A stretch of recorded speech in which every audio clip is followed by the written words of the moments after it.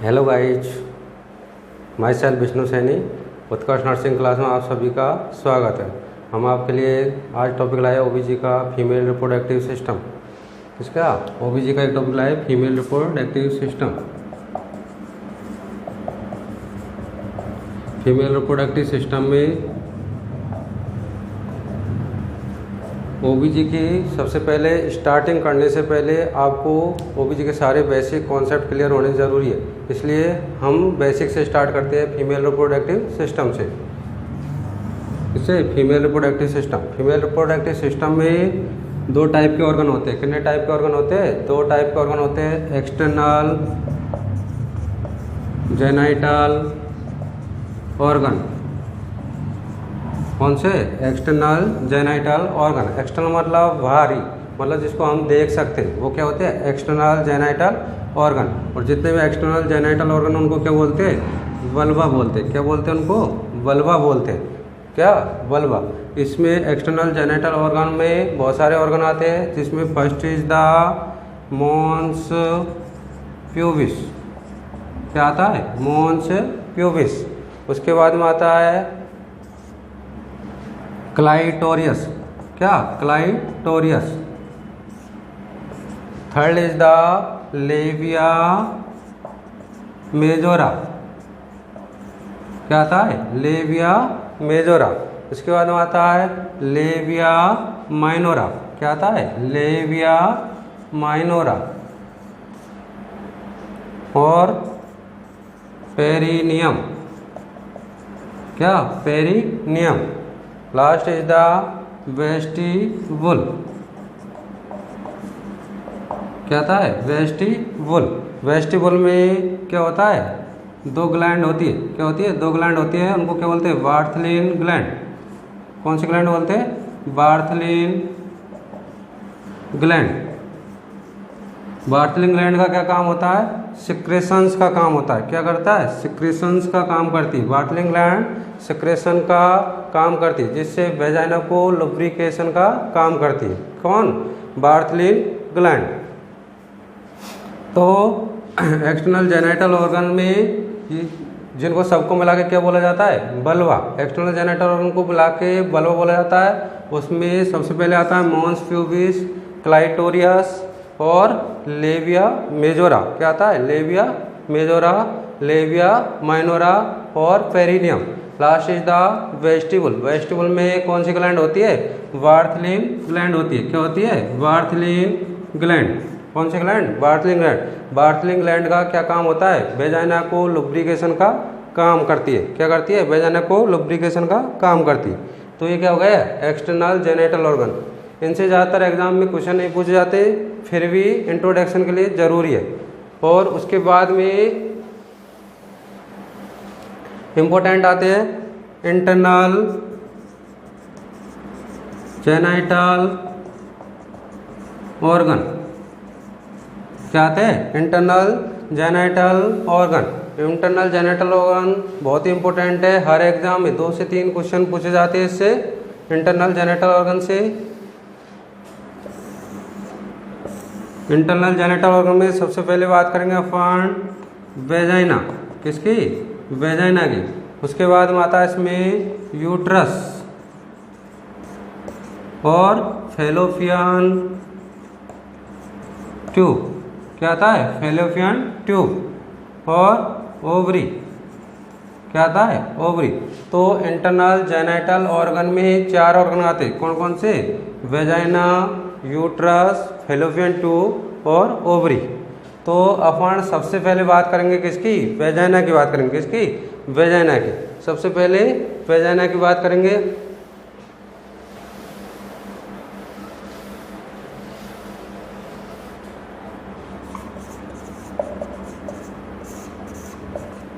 सबसे पहले किसकी? वेजाइना की बात करते हैं। तो वेजाइना क्या होता है? एक कम्युनिकेशन चैनल होता है। क्या होता है? कम्युनिकेशन चैनल, मतलब जुड़ा हुआ था। कम्युनिकेशन मतलब जुड़ा हुआ था किससे? यूट्रस और बल्वा से।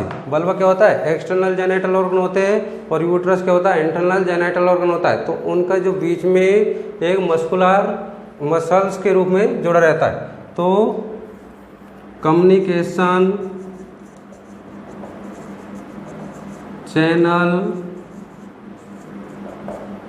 बिटवीन वल्वा, वल्वा क्या होते हैं, एक्सटर्नल जेनिटल ऑर्गन होते हैं, एंड यूट्रस, जो दोनों के बीच का कम्युनिकेशन चैनल होता है उसको क्या बोलते हैं, वेजाइना बोलते हैं। और ये कैसा होता है, फाइब्रो मस्कुलर, मतलब वेजाइना फाइब्रो मसल्स की बनी होती है, फाइब्रो मस्कुलर शीथ किसकी बनी होती है, फाइब्रो मस्कुलर शीथ की।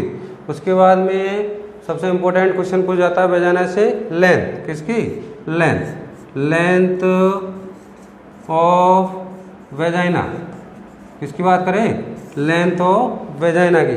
तो लेंथ ऑफ वेजाइना की बात करें तो कितनी होती है लेंथ ऑफ वेजाइना की, 7.5 सेंटीमीटर एंटीरियरली,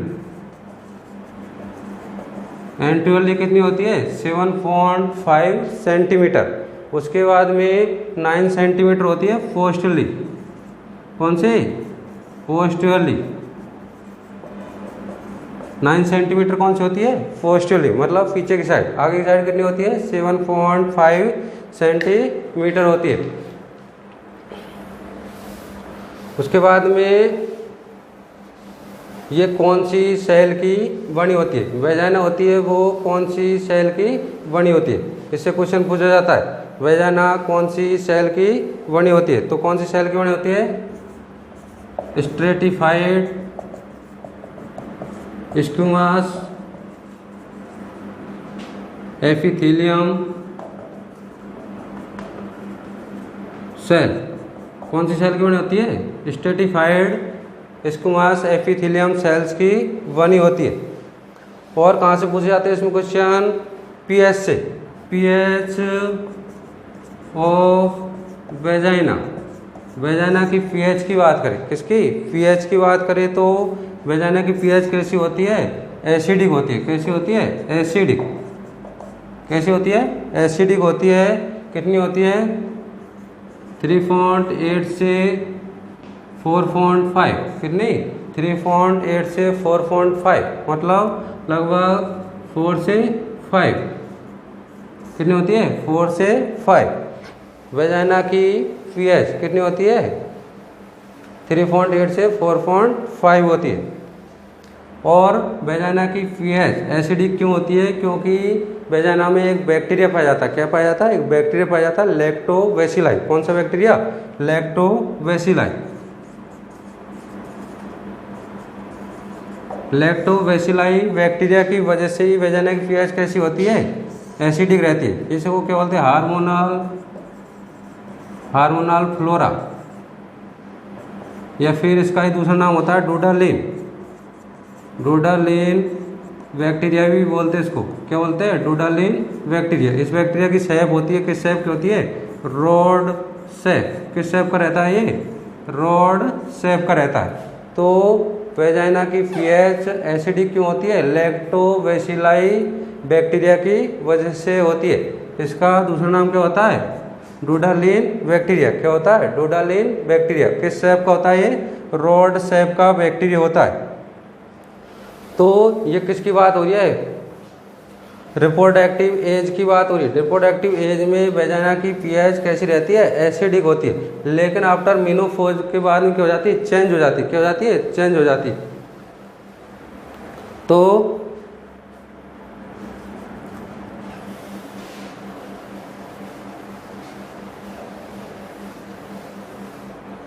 एसिडिक पीएच,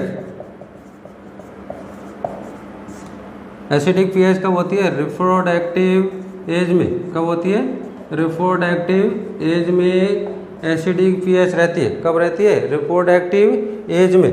लेकिन रिप्रोडक्टिव एज में मेंस्ट्रुअल साइकिल क्या रहती है, मेंस्ट्रुअल साइकिल कंटिन्यू रहती है। क्या रहती है, कंटिन्यू रहती है। और मेनोपॉज में जो वेजाइना की पीएच है वो क्या हो जाती है, चेंज हो जाती है। क्या हो जाती है, चेंज हो जाती है। तो कैसी हो जाती है, मेनोपॉज में वेजाइना की पीएच कैसी हो जाती है, या तो एल्केलाइन, क्या हो जाती है, एल्केलाइन, या फिर neutral.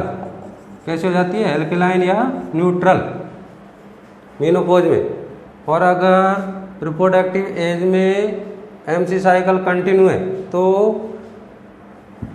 Child bearing age, reproductive age को ही क्या बोलते हैं, चाइल्ड बियरिंग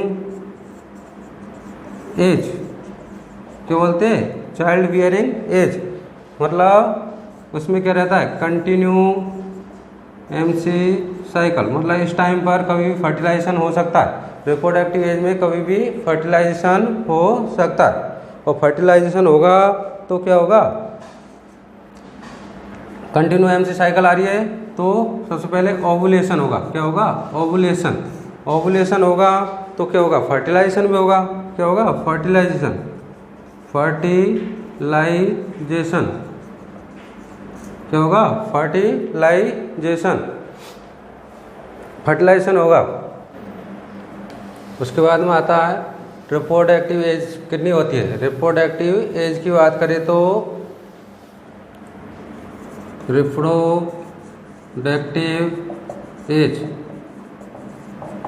रिप्रोडक्टिव एज कितनी होती है, 15 to 45 ईयर्स कितनी होती है रिप्रोडक्टिव एज, 15 to 45 ईयर। उसके बाद में आती है मिनार्की। मिनार्की क्या होती है,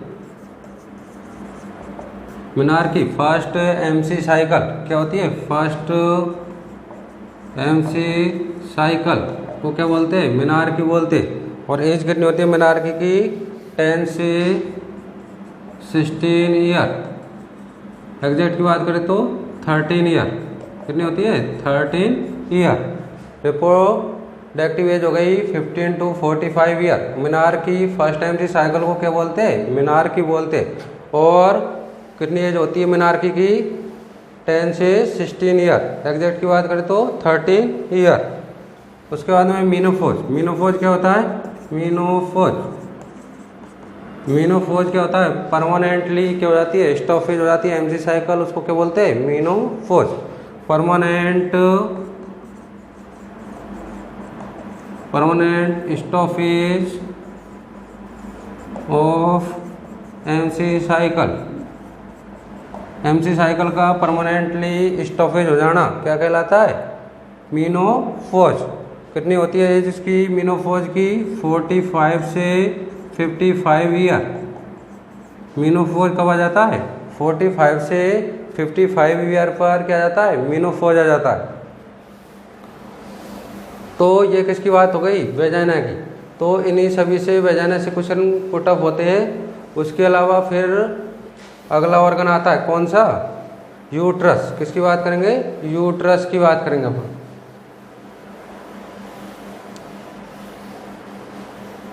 यूट्रस, यूट्रस से भी बहुत सारे क्वेश्चन पूछे जाते, क्या बहुत सारे क्वेश्चन पूछे जाते हैं। जिसमें यूट्रस क्या होता है, एक होलो मस्कुलर ऑर्गन होता है। होलो मतलब एक कैविटी के रूप में होता है और मसल्स का बना होता है, क्या मसल्स का। तो it is the hollow muscular organ, क्या होता है, होलो मस्कुलर ऑर्गन होता है, क्या होता है, होलो मस्कुलर ऑर्गन। अगर इसकी शेप की बात करें तो यूट्रस होता है वो किस शेप का होता है, फायरी फॉर्म शेप का होता है। किस शेप का होता है, फायरी फॉर्म शेप का होता है, फायरी फॉर्म, नाशपाती के समान, फायरी फॉर्म शेप। यूट्रस की शेप की बात करें तो फायरी फॉर्म शेप। क्वेश्चन पूछा जाता है यूट्रस किस शेप का रहता है, तो फायरी फॉर्म शेप का। लेकिन ये अगर लेडी प्रेग्नेंस है, क्या प्रेगनेंसी है, तो प्रेगनेंसी में 12 वीक की प्रेगनेंसी है, क्या 12 वीक की प्रेगनेंसी है, तो किस शेप हो जाता है, ग्लोबुलर, ग्लोबुलर शेप का हो जाता है। किस शेप का हो जाता है, ग्लोबुलर शेप का हो जाता है। और अगर 36 वीक की प्रेगनेंसी है तो किस शेप का हो जाता है, स्फेरिकल शेप का। किस शेप का, स्फेरिकल शेप, क्या हो जाता है, स्फेरिकल शेप। तो ये अलग अलग प्रेगनेंसी अलग अलग टाइम पर अलग अलग शेप का यूट्रस देखने को मिलता है। तो नॉर्मल शेप कैसी रहती है, पायरीफॉर्म नाशपाती के समान। और प्रेगनेंसी 12 वीक पर ग्लोबुलर शेप हो जाता है। 36 वीक पर स्फेरिकल शेप का देखने को मिलता है यूट्रस। किस शेप का? स्फेरिकल शेप का। और कैसा ऑर्गन होता है ये? पेल्विक ऑर्गन होता है। कैसा ऑर्गन होता है? Pelvic organ. मतलब ये पेल्विक कैविटी में पाया जाता है, इसलिए कैसा ऑर्गन होता है? ये पेल्विक ऑर्गन होता है। लेकिन प्रेगनेंसी के 12 वीक के बाद में ये कैसा ऑर्गन हो जाता है? प्रेगनेंसी के 12 वीक आफ्टर 12 वीक किस शेप का देखने को मिलता है ये? प्रेगनेंसी के आफ्टर 12 वीक पर ये एब्डोमिनल ऑर्गन हो जाता है। क्या हो जाता है? Abdominal organ. कैसे हो जाता है ये? एब्डोमिनल ऑर्गन हो जाता है। तो नॉर्मल कंडीशन में, नॉन प्रेगनेंसी कंडीशन में जो यूट्रस होता है वो कैसा ऑर्गन होता है? पेल्विक ऑर्गन होता है। लेकिन प्रेगनेंसी के आफ्टर 12 वीक बाद में कैसा ऑर्गन हो जाता है? Abdominal organ. क्योंकि प्रेगनेंसी के बाद यूट्रस कैसे एब्डोमिनल कैविटी में चला जाता है, इसलिए कैसा हो जाता है ये? Abdominal organ. कैसा? Abdominal organ. उसके बाद में यूट्रस के मेजरमेंट की बात करेंगे। किसकी? मेजरमेंट की बात करें। Measurement of uterus. यूट्रस के मेजरमेंट की बात करेंगे तो इसकी सबसे पहले लेंथ कितनी? लेंथ होती है 7.5 से 8 सेंटीमीटर। क्या होती है? लेंथ होती है 7.5 से 8 सेंटीमीटर लेंथ। एंड 5 सेंटीमीटर क्या होती है? विड्थ। ये क्या हो गई? लेंथ। ये विड्थ। उसके बाद में इसकी थिकनेस होती है। थिकनेस कितनी होती है? 1.25 से 2.5 सेंटीमीटर। ये क्या हो गई? थिकनेस। तो यूट्रस की लेंथ कितनी हो गई? 7.5 से 8 सेंटीमीटर क्या हो गई? लेंथ हो गई। और विड्थ कितनी हो गई? 5 सेंटीमीटर। और थिकनेस कितना? 1.25 से 2.5 सेंटीमीटर क्या हो गई? थिकनेस हो गई। ये कौन सी यूट्रस की बात हो रही है? Non pregnant uterus. कौन सी यूट्रस की बात हो रही है? नॉन प्रेग्नेंट यूट्रस की बात हो रही है। मतलब जब लेडी प्रेग्नेंट नहीं है उस टाइम नॉर्मल कंडीशन में लेंथ ये होती है। उसके बाद में अगर प्रेग्नेंट की बात करें, क्या? टर्म मतलब फुल टाइम, जब डिलीवरी होने वाली है उस time 40 week. Term pregnant uterus. कौन सा? Term pregnant uterus. तो टर्म प्रेग्नेंट यूट्रस पर यूट्रस की लेंथ क्या हो जाती है? बढ़ जाती। क्या हो जाती है? बढ़ जाती। कितनी हो जाती है? 35 से 40 सेंटीमीटर हो जाती है। कितनी? 35 से 40 सेंटीमीटर हो जाती है। कितनी हो जाती है? 35 से 40 सेंटीमीटर। तो ये किसकी बात हो गई? लेंथ की बात है। टर्म मतलब 37 से 42 वीक, मतलब एग्जैक्ट की बात करते हो 40 वीक। ये क्या हो गया? टर्म प्रेगनेंसी की बात हो गई। उसके बाद में साइज क्या हो जाती है? प्रेगनेंसी में साइज क्या होती है? इंक्रीज होती है। साइज क्या होती है? इंक्रीज। यूट्रस की साइज का इंक्रीज होना। Size increase of uterus. Uterus की साइज इंक्रीज होगी तो उसको क्या बोलते हैं? हाइपरट्रॉफी। क्या बोलते हैं उसको? हाइपरट्रॉफी। हाइपरट्रॉफी। 3 चीज होती है। एक होती है एट्रोफी। क्या होती है? एट्रोफी। एट्रोफी क्या होती है? सेल की साइज का डिक्रीज हो जाना। क्या हो जाता है? सेल की साइज डिक्रीज सेल साइज। ये क्या हो गई? Atrophy, shrinkage of size. उसके बाद में आती है हाइपरट्रॉफी। क्या होती है? हाइपरट्रॉफी। हाइपरट्रॉफी में क्या होती है? सेल की साइज इंक्रीज। सेल की साइज क्या हो जाती है? इंक्रीज। सेल की साइज क्या हो रही है इसमें? इंक्रीज। एक होता है हाइपरप्लेजिया। क्या होता है? हाइपरप्लेजिया। हाइपरप्लेजिया क्या होता है? सेल के नंबर इंक्रीज हो जाते। क्या होते हैं? सेल के नंबर इंक्रीज हो जाते। Increase number of cell. क्या होते हैं? Increase number of cell. तो सेल के नंबर इंक्रीज होना उसको क्या बोलते हैं? हाइपरप्लेजिया। तो यूट्रस की साइज इंक्रीज हो रही है तो क्या हो गया? उसकी सेल में भी क्या होगा? इंक्रीजमेंट, साइज भी इंक्रीज होगी तो उसको क्या बोलते हैं? हाइपरट्रॉफी। क्या बोलते हैं? हाइपरट्रॉफी। एट्रोफी क्या होती है? सेल की साइज डिक्रीज हो जाती है। हाइपरट्रॉफी में सेल की साइज इंक्रीज हो जाती है। और हाइपरप्लेजिया में क्या होता है? Increase number of cell. क्या होता है? Increase number of cell. उसके बाद में बात करें वेट। क्या? Weight of uterus. बहुत बार क्वेश्चन पूछा गया है, ये SIC 2016 में भी क्वेश्चन पूछा गया था। वेट ऑफ यूट्रस, तो वेट कितना होता है? नॉन प्रेग्नेंट यूट्रस का वेट होता है 50 से 80 ग्राम। कितना होता है? 50 से 80 ग्राम। एग्जैक्ट वेट कितना होता है? 60 ग्राम। कितना होता है? 60 ग्राम। तो वेट ऑफ यूट्रस कितना होता है? 50 से 80 ग्राम। एग्जैक्ट वेट की बात करें तो 60 ग्राम। यूट्रस का वेट ध्यान रखना है। ये किसकी बात हो रही है? नॉन प्रेग्नेंट यूट्रस की। किसकी? नॉन प्रेग्नेंट यूट्रस की बात हो रही है। किसकी? नॉन प्रेग्नेंट यूट्रस की। अगर प्रेग्नेंट टर्म प्रेग्नेंट यूट्रस की बात करें, किसकी? टर्म प्रेग्नेंट यूट्रस की बात करें तो उस टाइम पर यूट्रस का वेट क्या हो जाता है? इंक्रीज हो जाता है। कितना? वेट इंक्रीज कितना हो जाता है? 900 से 1000 ग्राम हो जाता है। कितना हो जाता है? 900 से 1000 ग्राम, मतलब 1 kg के लगभग। कितना हो जाता है? 1 kg के लगभग। तो टर्म प्रेग्नेंट यूट्रस का वेट कितना हो जाता है? 900 से 1000 ग्राम, मतलब 1 kg हो जाता है। उसके बाद में ये हो गई वेट की बात। इससे बहुत ज़्यादा क्वेश्चन पूछे जाते हैं। वेट पर और लेंथ पर सबसे ज़्यादा क्वेश्चन पूछे जाते हैं। उसके बाद में आते हैं यूट्रस के पार्ट। यूट्रस के पार्ट कौन कौन से होते हैं उसकी बात करते हैं। पार्ट्स ऑफ यूट्रस, तो 3 पार्ट्स होते हैं यूट्रस के। कितने पार्ट्स होते हैं? 3 पार्ट्स ऑफ यूट्रस। कितने पार्ट होते हैं? 3 पार्ट्स होते हैं। First is the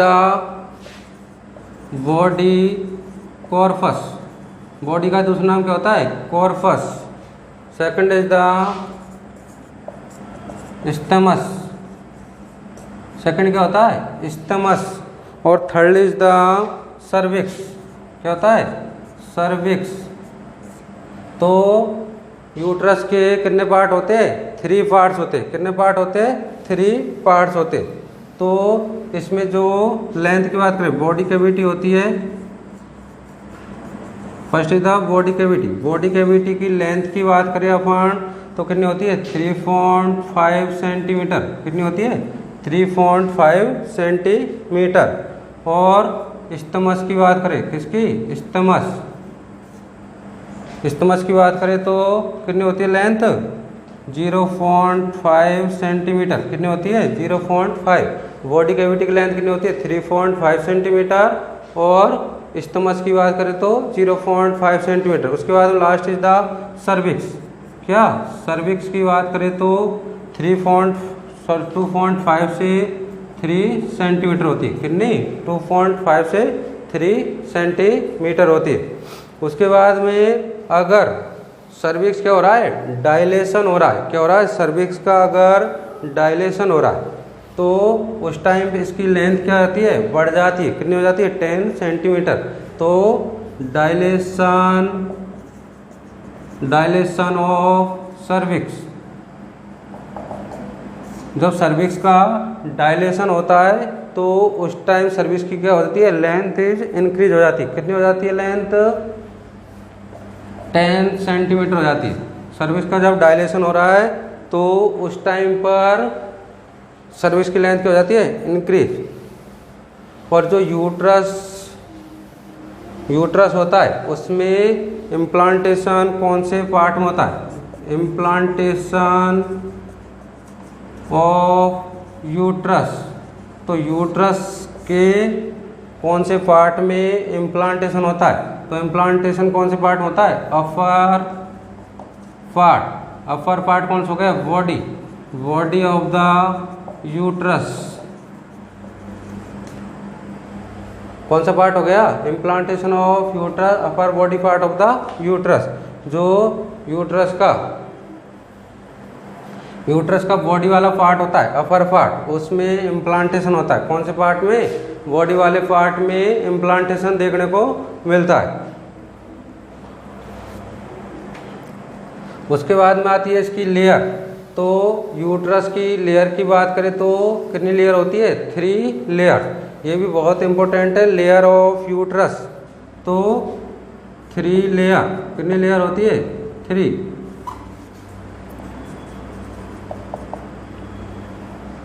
3 layer of uterus. Uterus की 3 लेयर होती है। अगर किसी भी शब्द में क्या लग जाए? मेट्रा। क्या लग जाए? मेट्रा। मेट्रा मीन्स यूट्रस। मेट्रा मीन्स क्या होता है? यूट्रस। और जैसे फर्स्ट लेयर होती है पेरीमेट्रियम। क्या होती है? पेरीमेट्रियम। मतलब यूट्रस की लेयर की बात हो रही है। मेट्रियम, मेट्रा मीन्स यूट्रस, तो पेरीमेट्रियम। पेरीमेट्रियम कौन सी लेयर होती है? Outer layer. कौन सी लेयर होती है? Outer layer. कौन सी लेयर होती है? Outer layer. उसके बाद में दूसरी होती है मायोमेट्रियम। मायो मतलब muscles, myo means muscles, myometrium. Myometrium मतलब मिडिल लेयर या फिर मस्कुलर लेयर। मसल्स की बनी होती है इसलिए muscular layer. Myo means muscles, तो ध्यान रखना मायोमेट्रियम। उसके बाद में आती है थर्ड इज द एंडोमेट्रियम। बहुत ही इंपॉर्टेंट लेयर है एंडोमेट्रियम लेयर। ये कौन सी लेयर होती है? इनर। इनर मतलब अंदर, सबसे अंदर वाली लेयर होती है। आउटर मतलब बाहरी, सबसे बाहर वाली, इनर लेयर। कौन सी लेयर होती है? Inner layer. और ये फंक्शनल होती है। कब? फंक्शनल अगर प्रेग्नेंट लेडी है तो उस टाइम क्या होती है? एंडोमेट्रियम क्या होती है? फंक्शनल होती है। फंक्शनल ऑफ प्रेग्नेंट लेडी, इसलिए उसको क्या बोलते हैं? डेसिडुआ। प्रेगनेंसी में एंडोमेट्रियम लेयर को क्या बोलते हैं? डेसिडुआ। क्या बोलते हैं? डेसिडुआ। डेसिडुआ बोलते हैं, डेसिडुआ। फिर उसके बाद क्या होती है? इसकी शेडिंग होती है। शेडिंग मतलब टूट जाती है। क्या होती है? शेडिंग। डेसिडुआ की क्या होती है? शेडिंग होती है। तो एंडोमेट्रियम लेयर को प्रेगनेंसी में क्या बोला जाता है? डेसिडुआ बोला जाता है। क्या बोला जाता है? डेसिडुआ।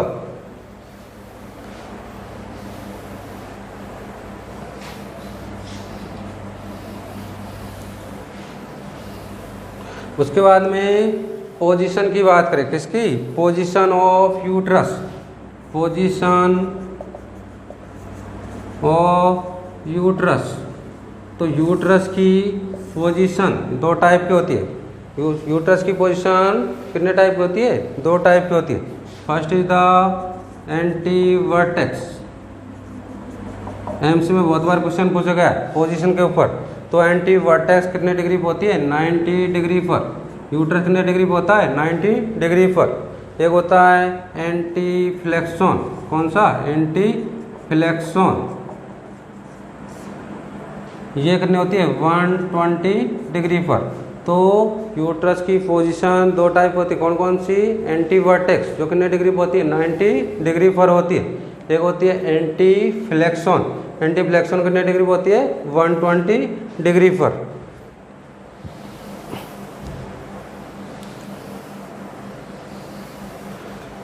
एक क्वेश्चन आता है ऑक्सीटोसिन की बात करें। Oxytocin, oxytocin. तो ऑक्सीटोसिन कहाँ पे सिंथेसाइज होता है? ऑक्सीटोसिन कहाँ पे बनता है? इस क्वेश्चन बहुत बार हर एग्जाम में क्वेश्चन पूछा जाता है। ऑक्सीटोसिन सिंथेसाइज कहाँ पे होता है सिंथेसाइज? हाइपोथैलेमस में, बाई हाइपोथैलेमस। कहाँ पे? हाइपोथैलेमस में ऑक्सीटोसिन सिंथेसाइज होता है। कहाँ पे होता है? सिंथेसाइज। लेकिन ऑक्सीटोसिन का स्टोरेज और रिलीज कहाँ पे होता है? पोस्टीरियर पिट्यूटरी ग्लैंड में। कहाँ पे होता है? पोस्टीरियर पिट्यूटरी ग्लैंड में होता है। ऑक्सीटोसिन स्टोरेज एंड रिलीज कहाँ पे होता है? Posterior pituitary gland. कहाँ पे होता है? पोस्टीरियर पिट्यूटरी ग्लैंड में। और ऑक्सीटोसिन का फंक्शन क्या होता है? Milk function. Function of oxytocin milk ejaculation, मतलब मिल्क को लैक्टेशन पीरियड में मिल्क को बाहर निकालने का काम करता है। Milk ejaculation, milk